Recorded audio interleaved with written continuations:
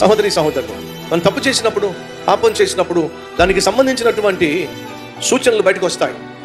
రాబోతున్నటువంటి శిక్ష నీ మీద పడబోతుంది, నీకు కష్టకాలం రాబోతుంది, నీ జీవితంలో ప్రమాదం జరగబోతుంది, నువ్వు ఖచ్చితంగా మూల్యము చెల్లించబోతున్నావు అనే సూచనలు దేవుడు పంపిస్తాడు. మర్చిపోకండి. నువ్వు ఎప్పుడు తప్పు చేసినా, ఏ పాపం చేసినా సరే, నువ్వు చేస్తున్న పాపానికి పర్యవసానముగా నువ్వు శిక్ష పొందుకోబోతున్నావు అని నువ్వు గ్రహించటానికి దేవుడు కొన్ని సంకేతాలు పంపిస్తాడు.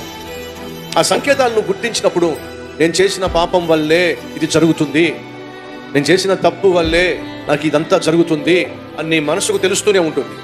అయినా సరే బుద్ధి లేకుండా మళ్ళా అలాగే కొనసాగించినట్లయితే అమాంతంగా శిక్ష వచ్చి పడుతుంది. ఎన్నిసార్లు గద్దించినను లోబడనొల్లని వాడు మరి తిరుగు లేకుండా హఠాత్తుగా ఏం పొందుకుంటాడట? దేవుని శిక్ష పొందుకుంటాడు.